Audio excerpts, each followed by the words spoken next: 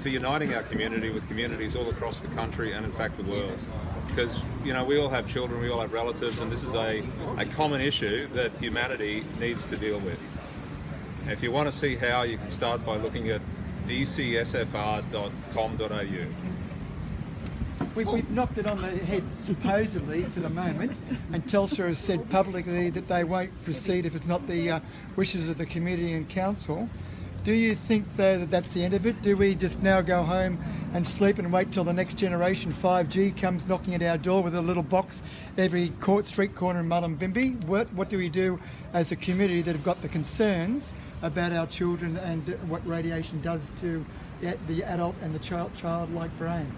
Well, speaking for myself, I can't speak on behalf of everybody, but as a fellow of the Institution of Engineers, there are a code of ethics that not all engineers apply, but I'm bound to.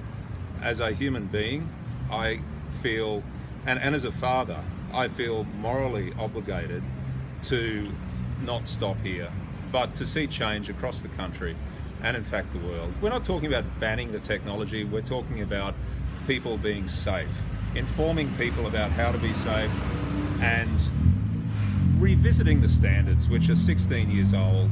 The standards themselves say they don't know, and that was 16 years ago. And since then, in the last 16 years, all of the telcos, all of government have said we comply with the standards. They may not even realise that the liability that they're facing, because one could suggest that they have failed in their breach of duty of care, which the standard obligates them to do. When you brought out the electrospectrometer in the council chambers at the request of one of the councillors, it was interesting that the whole room was abuzz with radiation. Do you think we as a species, given we've got 2 Telstra towers here within 500 metres of a high school, 2 preschools and a public school, St John's, do you think there's a reason for us to move forward, given that Mullum is also our community and Wilson's Creek, to try and sort of make people aware that within 500 metres of a Wi-Fi tower, you are inflicting damage, long-term radiation upon your children and yourselves? Well, we just heard Councillor Spooner refer to the rights of the child. And the rights of the child is that the child has a right to safety. We as adults are making decisions to put those children in harm's way. Now that we know, and we know the dangers, we shouldn't be locating these towers next to the vulnerable, not next to schools, not next to nursing homes.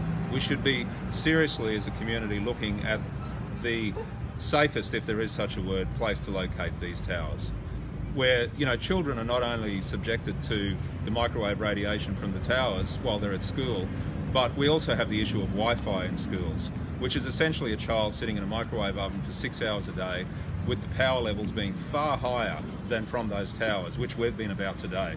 It's about holistic. It's about the cumulative effect. In 2002, when the standard was published, we made phone calls with our phones, and that's all we did.